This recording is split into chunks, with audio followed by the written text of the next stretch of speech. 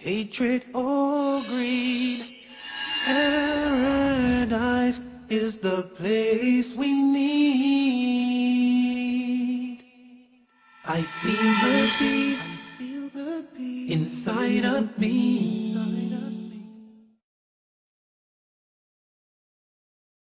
Greetings and peace. This is Dr. Laurence Brown with another episode of Interfaith Issues, where we discuss the issues of common interest to the monotheistic religions of Judaism, Christianity, and Islam. Today's episode is going to focus on atheism. I'm going to start with F.W. Norwood's quote, "Life's greatest tragedy is to lose God and not to miss Him." Atheists claim that they can explain our existence through science, through the Big Bang, through evolution, and because these explanations satisfy them. Now, I have addressed this before in my talk on the big questions, but I would like to address it again. In a nutshell, the problem is that by these explanations of the Big Bang and evolution, science contradicts science. Why? Because it's a general principle of science to believe in the concept of entropy. Entropy is the principle that everything degenerates into chaos unless it is controlled. Unless there is a higher power exerting control over a process, it degenerates into chaos. Now, it does not matter if you are talking about your child's bedroom, the kitchen sink, or a complex chemical reaction. If there is nothing controlling it, it will degenerate into chaos. If nobody picks up the child's bedroom, it will become a mess. If nobody cleans the dishes in the kitchen sink, they will just pile up. And if nobody controls a chemical reaction, it will do whatever it does, sometimes leading to disaster. If there is no control over a process, it degenerates into chaos. And so, over all processes which lead to an organized result, there is a greater power exerting control over it. We are told to believe that the Big Bang, the most cataclysmic event in history, in which all the matter and energy of the universe drew together into a hyperdense core and exploded outward into a universe that is 240 followed by 21 zeros miles across. And this occurred by chance, and this explosion resulted not in chaos, but in perfection, with balanced orbits, with a billion galaxies, over a billion galaxies, none of them colliding with one another. That's a pretty tall tale. At the same time, we are told that evolution was a process by which, through exposure to the primordial elements, amino acids were derived, basic building blocks of proteins, which developed into a single-cell organism. The single-cell organism evolved over millions of years to the various organisms we now have, and that explains the diversity of life as we know it. Again, another process that, without a higher control overseeing that process, we would expect to degenerate into chaos, not into perfection. And yet this is what atheists believe. The cataclysmic event of the Big Bang, the millions of years of uncontrolled random evolution, led not to chaos, but to perfection. That is pretty unbelievable. It is for that reason that many scientists in recent years have disavowed the concept of evolution and have attached the label intelligent design, a conclusion that none of this could have happened without being overseen by a greater power. Now, there are other issues. For example, Evolution, or natural selection, can explain the diversity of species. It can explain why horses 1,000,000 years ago were this tall and now they are that tall. It can explain where the dinosaurs came from and where they went to. It can explain many things, but what it cannot explain is the existence of the soul. If you believe in a soul, where did that come from? And how could that possibly have evolved? If you look at a living organism, all living organisms have something else that is undeniable, and that is life. They have life. Where did that come from? When an organism dies, when an animal dies, the organs are frequently still functioning. Brain death is not always instantaneous. If the organs are still functioning, why is the body dead? Where did the life go to? And where did it come from? We as human beings can transplant almost every organ in the body. We can assemble a Frankenstein-like creature, but nobody can give it life. Not all the scientists in the world can assemble the wing of a gnat. We cannot assemble the smallest organism in creation and give it life. Where did that come from? So the theory of evolution can explain many things, but there are also some quintessential elements to life that it cannot explain. Having said that, there's the old and famous quote that there are no atheists in a foxhole, meaning that everybody at some point in their life enters a period of panic, a period where, for whatever reason, they are thrown into panic and desperation. And at those moments, you never find anybody calling upon anything except for their Creator. Oh God, help me. Oh God this, oh God that. But it is always, oh God, even from the lips of an atheist. The English poet, Elizabeth Browning, in The Cry of the Human, had two very beautiful lines. And lips say, God be pitiful, who ne'er said, God be praised. There will come a time when all of mankind stands on the day of judgment, and those who never praised God will ask God to be merciful. They never praised God, but they will ask God to be merciful. How do they expect mercy from a God they never recognized and never worshiped? The prayer of a skeptic is a good starting place. Those of you who know my conversion story, how I became religious, know that it started with prayer of the skeptic. I didn't know this prayer had a name at that time. The prayer I prayed was, oh God, if you are there. I didn't even know. I was an atheist. Many people think that I was a Christian, and I came to Islam through Christianity. That was never the case. I was an atheist who became religious, searched for the truth, could not find it in Christianity, but who did find it in Islam. I was the atheist who prayed, oh God, if you are there, because I didn't know. But I did make the prayer. Oh God, if you are there, help me and guide me. And I promised that if God guided me to the religion that was most pleasing to Him, that I would follow. And that is a prayer anybody can pray. Call upon our Creator in just that way.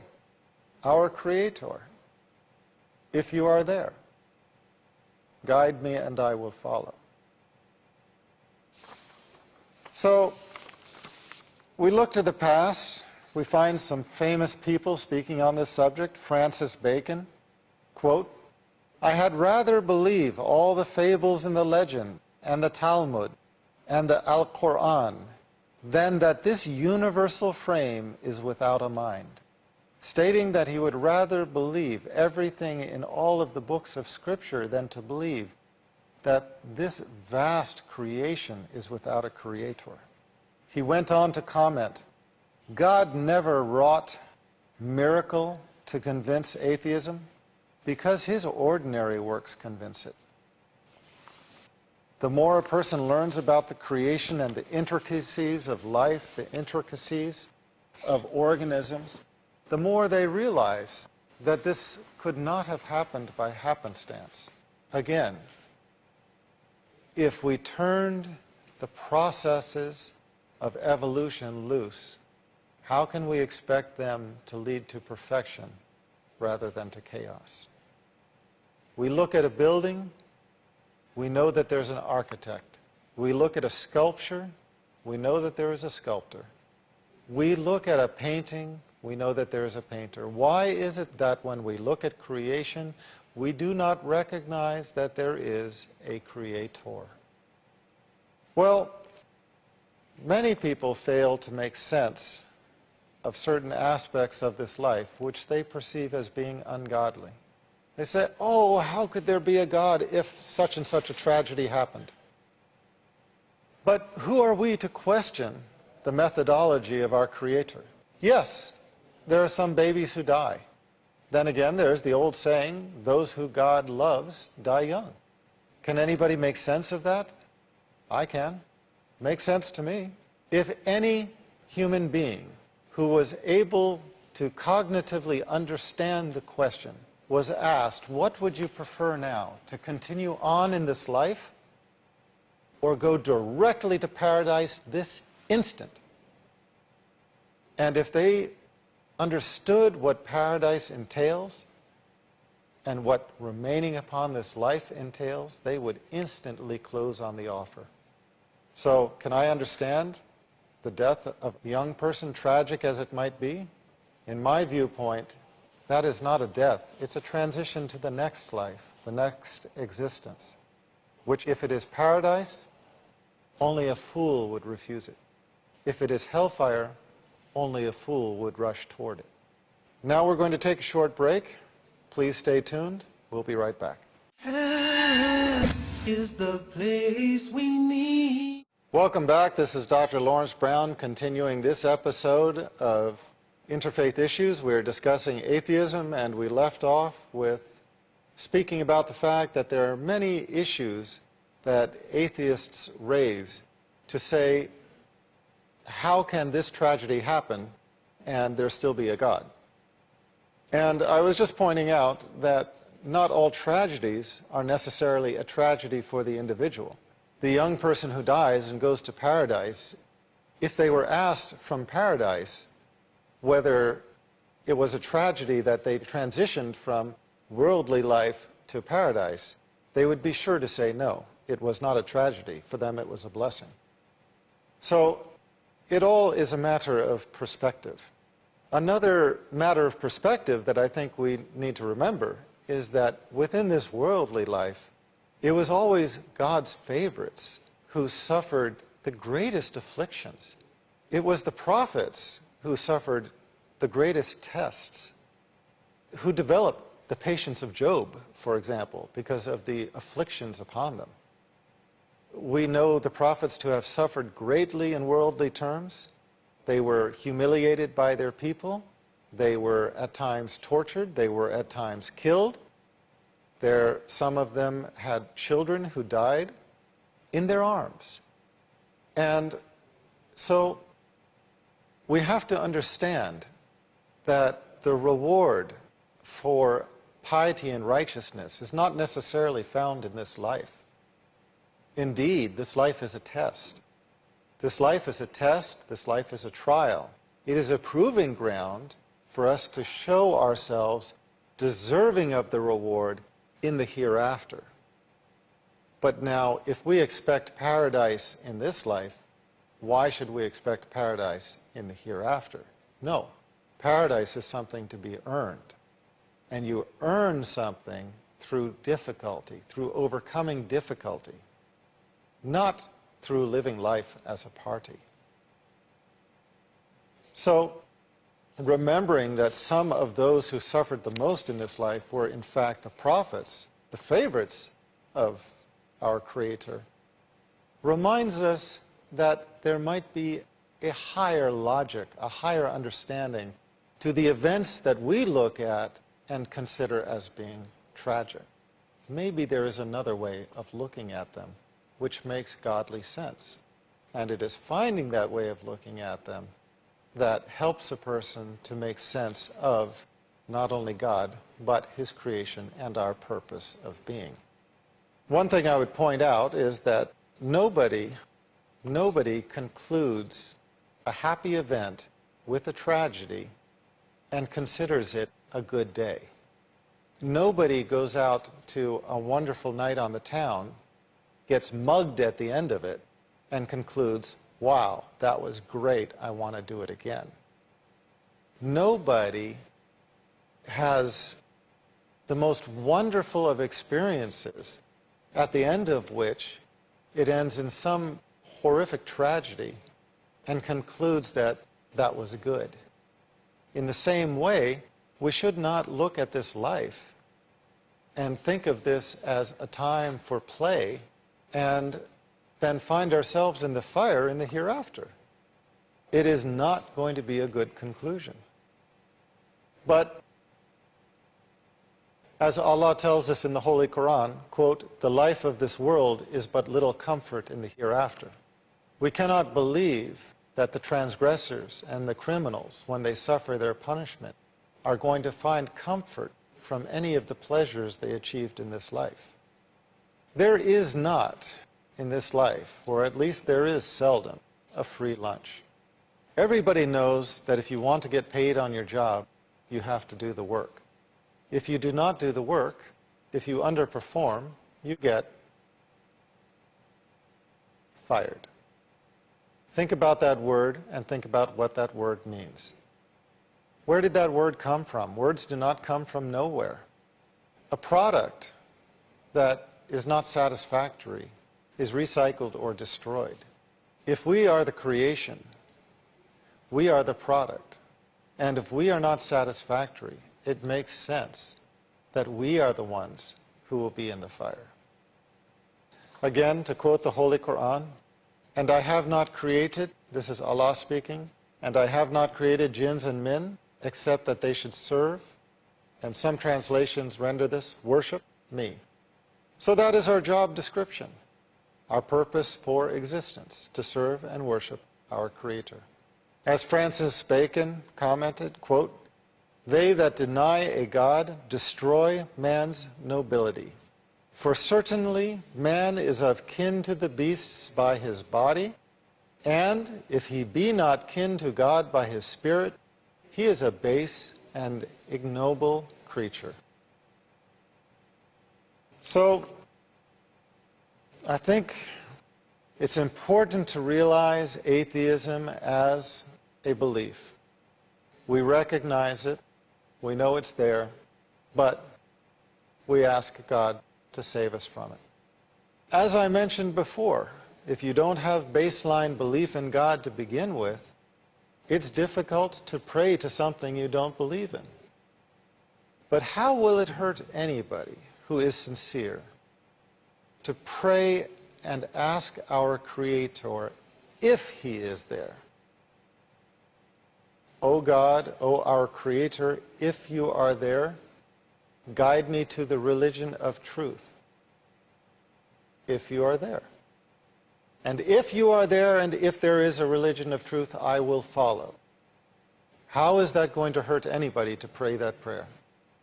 And if you pray it with sincerity, how is it possible to conceive that our Creator would not answer that prayer? We should rightfully move on from this point to discussing not atheism, but agnosticism.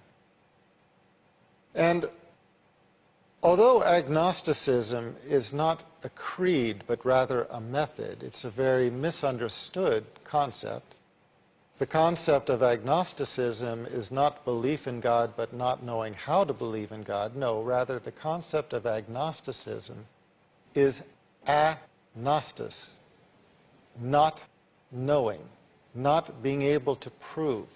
You know, from the Latin, the A is negating, Gnostic is certain knowledge. It is basically saying that you cannot prove the existence of God. By this definition, which is not the dictionary definition, but it's the definition according to Thomas Huxley, the one who originated the term, by this definition, a person can be Christian, a person can be Jewish, a person can be Muslim, and still be agnostic in the sense that they recognize God, they believe in God, they serve and worship God, but they do not believe that they can prove the existence of God to another. That is something that has to come from God himself. What brings certainty of God's existence into a person's heart and into a person's mind? Well, religious knowledge is not like other knowledge. It's not purely academic. It is as much a matter of the heart as it is of the intellect. But to have true certainty in religion, that only comes from one place. That is a gift from our Creator. So a person can claim to be atheist, a person can claim to be agnostic and to find those ideologies satisfying. But look, there are many things in life. There are many things in life that are not provable. Gravity. Well, you can drop something and you can find it is still working, but you can't see gravity. By definition, you can't see a black hole, although you can see the evidence that points to its existence. You cannot prove your hunger drive. You cannot prove your headache. You can show the symptoms of it, but you cannot prove it. We arrive at the belief in gravity, entropy, black holes, our emotions, our feelings, and so on, because we either experience them directly or because the overwhelming evidence points to them. And in the same way, I would suggest that the overwhelming evidence points to the existence of a Creator. A Bedouin once asked why he believes in God. And he just answered simply, you know, if I see hoof prints, I know that there has been a sheep or a goat. If I see camel footprints, I know there has been a camel. And if I see footprints, I know there has been a human being. And if I look at creation, I know that there is a Creator. Well, for those who are uncertain, don't try to solve it yourself. Don't agonize over it. Pray for our Creator to solve it for you. Again, oh God, if you are there. Well, in the same way that we accept gravity, entropy, absolute zero, black holes, the hunger drive, etc., I hope we all someday arrive at accepting the existence of God. And should we do so, the next question then is how to travel down the chain of continuity and revelation and arrive at the religion of truth. That is much of what I have spoken about and what I will speak about in other episodes of this series, Interfaith Issues. So I thank you for being with me tonight, or today, and hope that you will join us next time.